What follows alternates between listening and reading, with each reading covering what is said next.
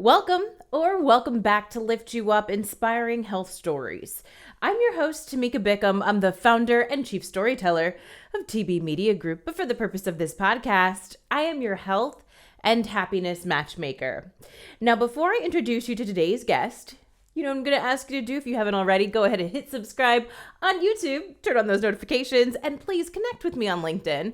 I'd love to stay connected with you.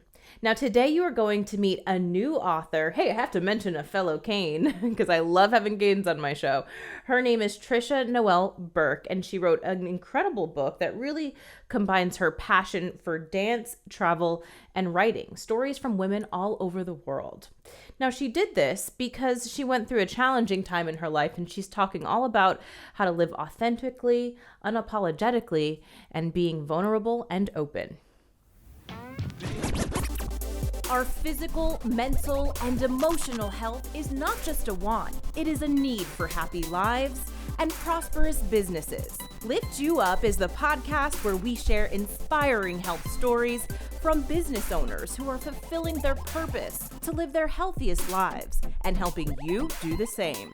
From former TV reporter to marketing entrepreneur and content creator, I care about sharing stories that matter and stories that connect us.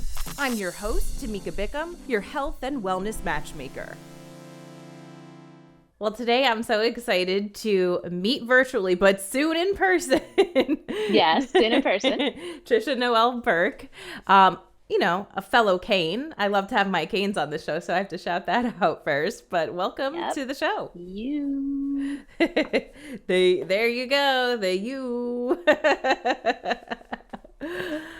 It's so good to meet you and have you here. And fun fact, you just moved back to South Florida, and we are probably about 15, 20 minutes from each other right now. Yes, exactly. I know, it's shocking. We could have done this in your living room or at your kitchen table. Absolutely. So welcome back to South Florida. I know a lot of exciting things are happening in your world, in your life, that I want to dive into. But you are a dancer, you are an author, you are, I'm sure, so much more. So I will let you go ahead and take it away. And first, tell us a little bit about you, who you are, and what you do. Well, firstly, thank you so very much, Tamika. I feel that the fact that I was even considered to chat with you today, I feel humbled by it, and very grateful for this platform. A little bit about me. Well, where do I even begin? I'd say page 12 of Black Moon gives a nice little intro, but I was born in Houston, Texas, from a Trinidadian mother and a European father. So I like to represent the West Indies big time. But also Texas is my home. I had the opportunity to kind of travel extensively across international borders, living in places like London, Dubai, Oman, and then a couple of states in between. And throughout my travels, I've continued to dance. Dance has always been my passion. But believe it or not, dance was never an obligation. It was always my go-to safe space. So I've always worked in corporate America. I like that stability. I like having a 401k and a retirement plan, and I like knowing when my next check is coming. So I'm a director at a corporate leadership and development tech firm. Meanwhile, teaching dance to young girls whenever I get called to do virtual dance lessons. How has dance been a part of your life? Has that been something you've done secondary to the corporate America job? Because you mentioned traveling all over. Is it dance that has enabled you to travel all over the world? Dance initially enabled me to travel. Immediately after my master's program, I decided I didn't want to go straight into work. So I took up dance as my full-time profession and working on board cruise ships. As a dancer on board Silversea Cruises with 1-year contract, I was able to kind of travel around so many different places, waking up each morning in a different country, And shortly after that contract ended, I kind of hopped right into the media marketing and client experience space. Uh, and that didn't stop me from dancing or performing. I just continued to do it on the side. Yeah. Whenever I got called to do shows in Los Angeles, anything from Bollywood performances, ballets, flamenco performances, I was there. That's awesome. And I have to point out how many similarities I would actually say that we have from being Miami Hurricanes, now both back here in South Florida. When we were at we were both in the School of Communications. And so Were we there at the same time, Tamika? I was Like there 2006 to 2010. Yeah, we were there at the same time. We were. And how come it's so strange how these things happen. So we know like all the same people, basically. We know the same people. I just wish I could say that I remember meeting you, or at least wish I had met you. Yeah, time is crazy. And were you dancing in college? In college, I was, but not at UM. I was with a production company at the time. So I was with an entertainment production company doing corporate events. I was dancing at Miami City Ballet, doing intensives there. So that was always I was always there. Just, yeah. I could never really let go of dance because it never really let go of me. Yeah. So I also grew up dancing. I started when I was 3. And then I danced through college. I thought at one point in high school that I was going to go to college to dance, like major in dance. But that didn't end up happening. I ended up going the media broadcast journalism route. But at UM, I ended up double majoring in theater and took a bunch of dance classes to, satisfy that major. I did Sensations for 1 year.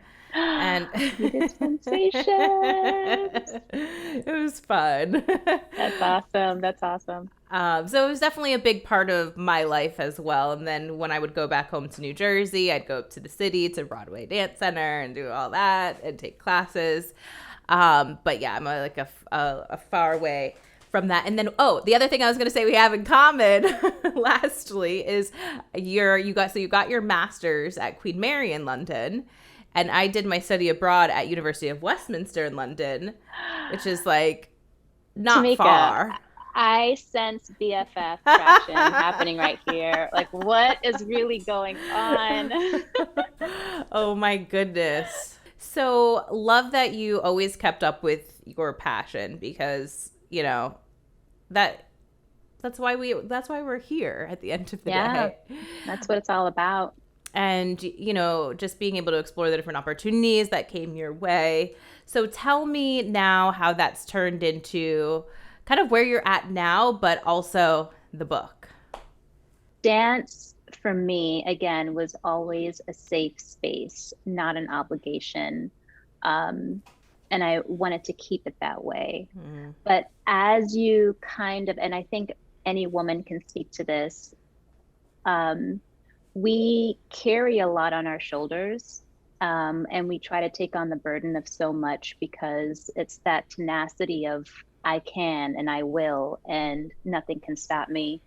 But along the way, we crack, we falter, we stumble, we're hurt. And the question is, how do I pick up the pieces and keep moving on from here? And so I wanted to find a way to combine my passion for dance, because dance in itself is music in physical form.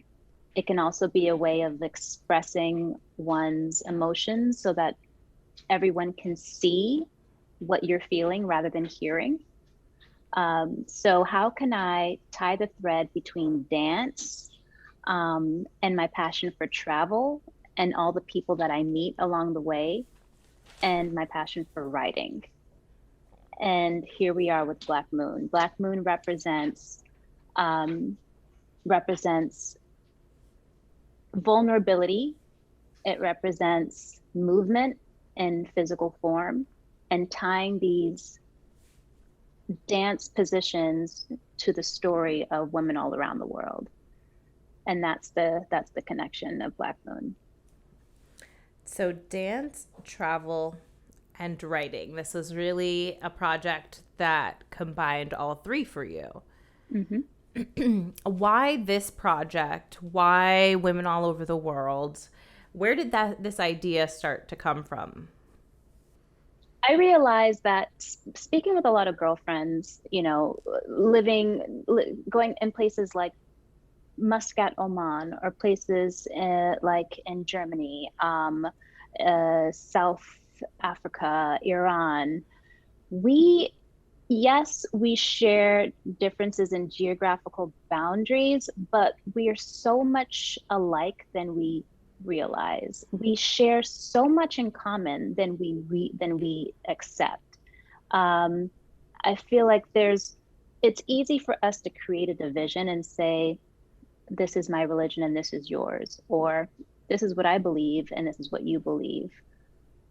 But the fabric of who we are as people are so similar, and there isn't that much different. And so I wanted to find a way of tying that thread in our commonalities, um, allowing a space for women to share their vulnerability and to say, hey, this is me. I'm human. This is real.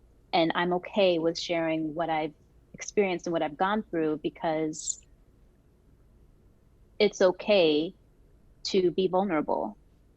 It's okay to really be honest and true of what we've either experienced, witnessed, and how we overcome it and how we overcame it. And that's what it represents. Hmm. Is there a reason that this came up at this point in your life? That's actually a really great question. Yes. Yes. The short answer is yes. I think there was a breaking moment when I got really frustrated with the way things were turning out for me. And it was as if, and I always have, I had this obsession with astronomy and outer space and planetary movements and stargazing, and most importantly, the moon. I'm obsessed with the moon. I mean, even for my birthday, my partner bought me a telescope, this large telescope, just so that I could take it outside on a full moon. But as I was gazing at the moon one night, it was maybe like, you know, it was probably a half or quarter moon that night.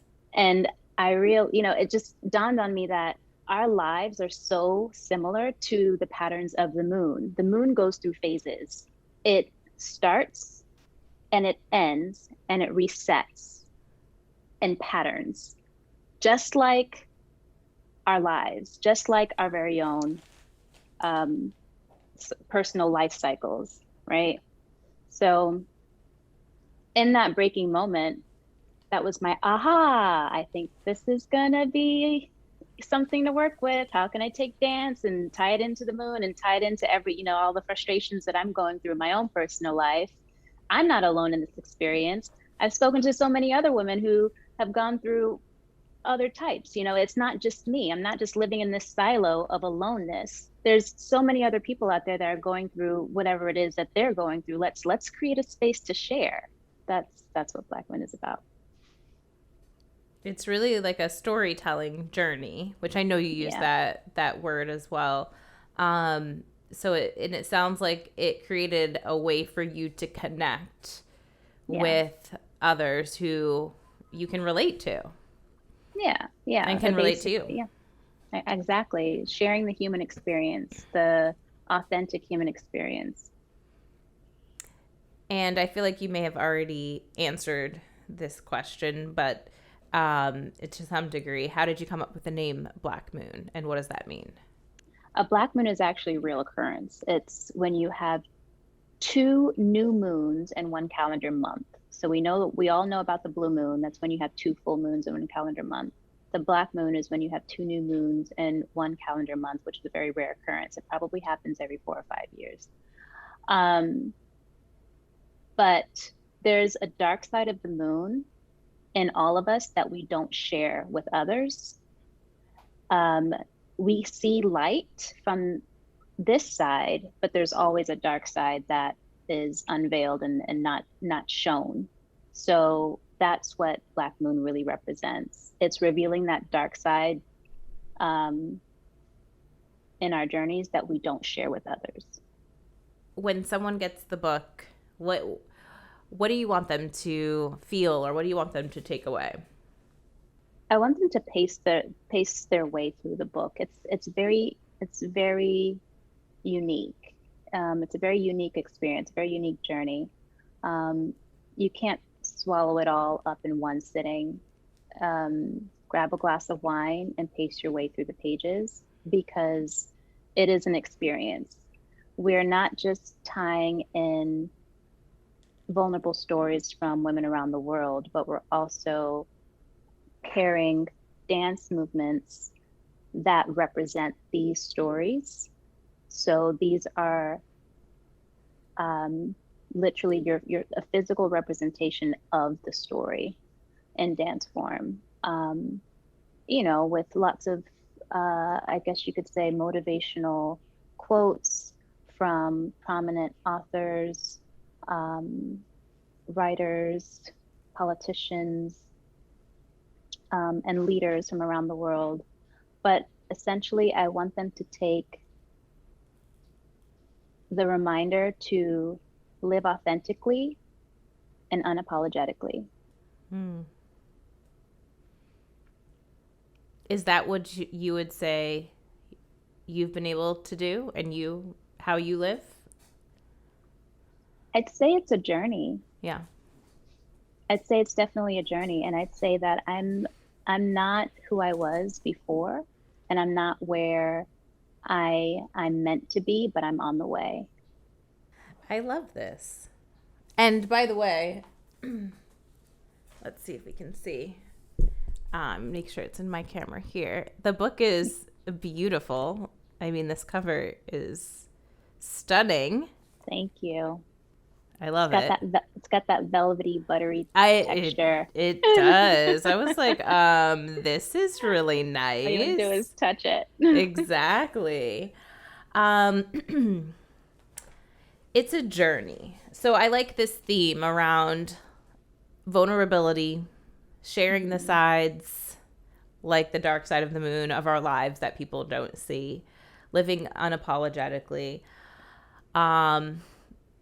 And really just opening ourselves up in that way. How do you move through that journey? And I ask that because I always like to ask like a tip of my guests that come on. And it sounds like you've gone through some experiences that, led to this project. Yeah. So what has that been like for you, and maybe for somebody who wants to go on that journey as well and share these things and connect, how they can do so? Yeah. A couple steps to that is, number one, be okay with being alone. Be okay with just being by yourself and finding comfort in that. Even if that means cutting people out for a little while, even if that means turning off social media, but creating a safe space to just breathe on your own for a while without the distractions. Two, surround yourself with people that motivate you and uplift you. I mean, we see these memes and we see these posts on Instagram and Facebook all the time about trimming the fat and cutting out the toxic waste, and being okay to step out authentically and unapologetically. And that's, it's easier said than done, but when you create a space for that to happen, it can and it will. And that means being okay to be alone and surrounding yourself with people who uplift you and motivate you and who encourage you to do just that. Three, materials. There's tons of books out there, i.e. Black Moon, tons of podcasts out there. i.e., Tamika Beckham.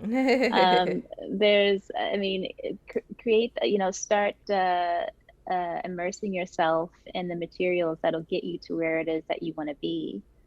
Um, that I go back to that old phrase, you are what you eat, right?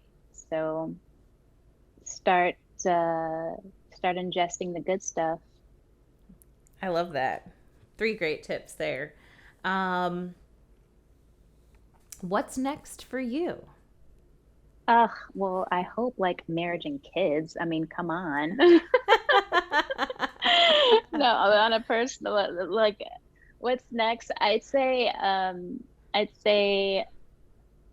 Black Moon was a product of, it was literally I call it my love child because it took so much life and so much trauma and figuring out who I am, what I am, and what to do. I had to feel in order to create. And I think the next book I publish will be even better because I do feel this emergence of stepping into the next chapter of my life, which is going to be pretty epic. Can't share that yet, though. You leave us on that. More to come. Stay tuned. Uh-oh. But I love this. I feel like we need to, create a quote graphic out of this. I had to feel in order to create. One of my favorite phrases is Carrie Fisher. She says, "Take your broken heart and turn it into art." The Mm. word art is in the letters heart, so it makes sense, right? Mm-hmm. I love that. That's beautiful. Well, tell everyone how they can find the book, how they can Yes. learn more about you, connect with Yes. you, all the links and things we need to know. Well, first, go to www.blackmoonbook.com. I will personally sign it for you. I will personally mail it to you. Um, and that will be, hand hand packaged with love directly from me. If you're out of country, you can order from Amazon. Black Moon is on Amazon. Um, but keep in mind that there aren't signed copies being delivered from Amazon. So I always tell folks to have your personal signed copy from me. I'd be more than happy to do that. Just go to blackmoonbook.com to get that one-on-one connection. So yeah. Awesome. And where people can learn more about you or connect with you, maybe social media or Yes. somewhere else? My Instagram is at Tnoely, Tnoely. Follow me, all of my travels around the world. As I just got back from Grenada, I keep hopping. Follow me with a lot of the encouragement and that I love to share. I'm not perfect, so join me on my journey at Tnoely. Is there anything else that you wanted to add before we go? Um, what's your favorite book, Tamika? I would say a book I really like right now is We Should All Be Millionaires by Rachel Rogers. Ooh, check that out. Really love her message and what she does and communicates. So Awesome. I really like that. But yes, maybe Black Moon will be my favorite. It's there. I wouldn't be mad at you if it did. But I feel like I'm very much like what you mentioned, right? You are what you eat right now. I feel like I spend my time reading books or information on just things that are going to help me grow and evolve, learn things that I need and want to learn right now. So that's kind of how I spend my time. Although Yeah, wouldn't awesome. be bad to have something more for leisure at times Yeah, too. yeah. Something a bit more light. I hear Yeah, you. exactly. Thank you so much for having me Thank you. today. This has been definitely an honor and lots of fun with you. Thank you. So nice to meet you and to have you on the show. Make sure you go down below in the show notes and check out the link to her book, connect with Tricia-Noel Burke, and also connect with me if you haven't done so already. I'm all the places, but I'd love to especially see you on LinkedIn and subscribing on YouTube with those notifications on, of course, because you know what? We come back each and every week with new episodes, new great content, and I would hate for you to miss out. So make sure you go on over and do that. And hey, also while you're at it, let me know what you think. Leave me a review on Apple Podcasts, leave me a comment under this video on YouTube, and let me know what you loved about this episode and what you want to hear more of. And until I see you back next week, because I know I'll see you then, stay happy, stay healthy.